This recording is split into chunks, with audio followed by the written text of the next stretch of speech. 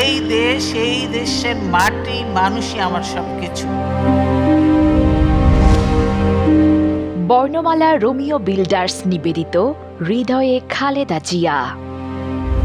BNP নয়, তথা সারা বাংলাদেশের মানুষ আমাদের দেশনেত্রী বেগম খালেদা জিয়ার জন্য কান্নায় ভেঙে পড়েছে। সবাই শোকাহত। ওনার জানাজায় প্রায় কোটি লোকের উপরে জানাজায় নামাজ হয়েছে। ওনার জন্য সারা দেশের মানুষ, হিন্দু, বৌদ্ধ, মুসলিম, সারা দেশের মানুষ তথা সারা বিশ্বের মানুষ বললেই চলে, মুসলিম দেশগুলো সবাই শোক পালন করছে।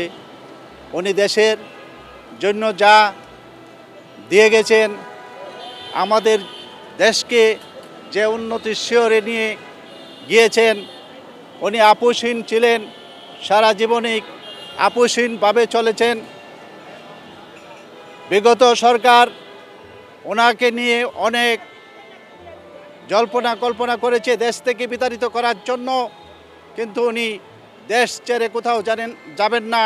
ওনার একটাই কথা ছিল যে আমার দেশের আমি থাকব, আমাকে কেউ প্রতারিত করতে পারবে না আমার দেশ থেকে।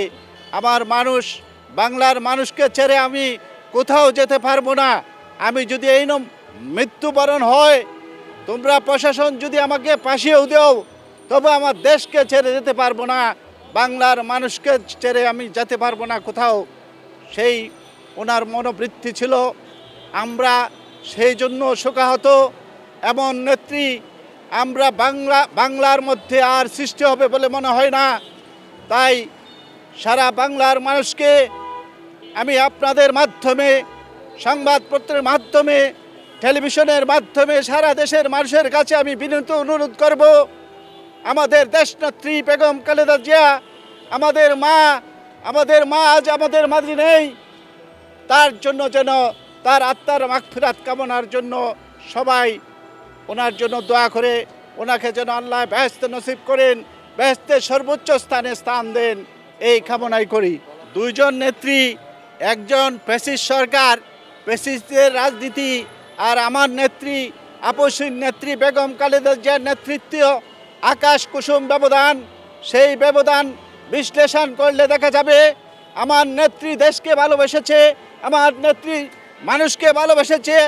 আর সেই নেত্রী যে উপাধি পেয়েছে, দেশ থেকে বিতাড়িত হয়েছে, সে উপাধি পেয়েছে ডাইনি, রাক্ষসী, গুমকারী, হত্যাকারী, জুলুমকারী। সেই নেত্রী আপনারাই বিশ্লেষণ করেন, আপনারা বিবেককে প্রশ্ন করেন, কার গুণগত মান ভালো, কার রাজনীতি ভালো ছিল, সেটা আপনাদের উপরে ছেড়ে দিলাম। উনি একজন গৃহবধূ ছিলেন, উনি রাজনীতি করতেন না। উনি আমার নেতা, মরহুম নেতা প্রেসিডেন্ট, শহীদ প্রেসিডেন্ট জিয়াউর রহমানের সহধর্মিণী ছিলেন। উনি রাজনীতি কিছুই করতেন না, উনি সংসারী ছিলেন, সংসারে নিয়ে ব্যস্ত থাকতেন। ওনার দুই ছেলেকে নিয়ে ব্যস্ত থাকতেন। কিন্তু আত্মতায়ীর হাতে যখন, আমার নেতাকে আত্মতায়ীরা যখন শহীদ করল, তারপরে আমাদের জাতীয় নেতৃবৃন্দ ওনাকে টেনে ধরে এনে দায়িত্ব দিয়ে দিলেন। উনি বললেন, আমি তো এই রাজনীতির কিছুই জানি না, আমি কী করব, আপনারা আমাকে কেন দিচ্ছেন? এরপরেও আমাদের নেতারা, আমাদের লিডাররা ওনাকে চেয়ারে স্থান দিয়েছেন। এরপরে ওনার রাজনীতি বিকশিত হয়েছে, মানুষের প্রতি ভালোবাসা, আস্তে আস্তে ওনার ভিতর রাজনীতির প্রজ্ঞাপন ফুটে উঠেছে। ওনার রাজনীতি ছিল দেশের জন্য, ওনার রাজনীতি ছিল গরিবের জন্য, ওনার রাজনীতি ছিল শ্রমিকের জন্য। উনি দেশকে নিয়ে সারাক্ষণ ভেবেছেন। এরশাদ বিরোধী আন্দোলনে, 9 বছর আন্দোলনের মাধ্যমে উনি যে আন্দোলন করেছিলেন, আমরা সেই আন্দোলনের মুখোমুখি হয়েছি। রাজপথে আমরা ছিলাম। আমরা দেখেছি ওনার আপোষহীন, তখনই ওনার আপোষহীন এই ইয়েটা আসে, উপাধিটা আসে। উনি কারোর সঙ্গে আপোষ করেন নাই। ওনাকে ফখরুদ্দিন মনির এরশাদ পতনের পর যখন উনি আমরা দেশ স্বাধীন হয়েছে, এরপরে আমরা স্বতঃস্ফূর্তভাবে ওনাকে ভোট দিয়ে জয়যুক্ত করেছি। 5টি আসনে উনি পাস করেছেন। এটা বলা বাহুল্য, দেশের মানুষ ওনাকে কত ভালোবাসতেন। 93 নির্বাচনে 91 নির্বাচনে ওনার বড় অবদান ছিল শিক্ষা ব্যবস্থার উপর উনি খুব জোর দিয়েছিলেন। প্রথমে করেছিলেন উনি মহিলা, আমাদের বাংলাদেশের ইসলাম কান্ট্রি হিসাবে মহিলারা একটু লাজুক ছিল। সেই ক্ষেত্রে আমরা গার্জিয়ান যারা ছিল তারা আমাদের বোনদের স্কুলে যেতে দিত না। তারা বলতো যে আমাদের দেশের মানুষ ইসলাম ধর্ম নিয়ে ব্যস্ত, তুমি শিক্ষিত হইলে ইংলিশ শিখবা, বাংলা শিখবা, এরপরে কোরআন নিয়ে কোনো তর্জমা করবে না। সেই জন্যই মানুষের কাছে যেতে হবে। সেই জন্য একটা মানে অশিক্ষিত হইলে যেটা মনে করে উনি সেটা আমরা ভাবতাম, কিন্তু উনি ভাবতেন না।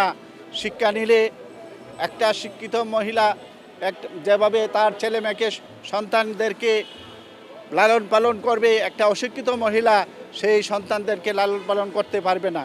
এটাই ছিল আমাদের নেত্রী বলেছিল যে আমি মহিলাদের শিক্ষক ছাত্রীদেরকে আমি বিনা পয়সায় লেখাপড়া শেখার জন্য আমি আজকে থেকে ওয়াদাবদ্ধ হইলাম।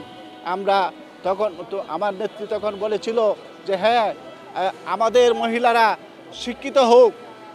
একটা মহিলা যখন শিক্ষিত হবে তখন একটা শিক্ষিত সন্তান জন্ম দিতে পারবে, একটা শিক্ষিত মেয়ে জন্ম নেবে।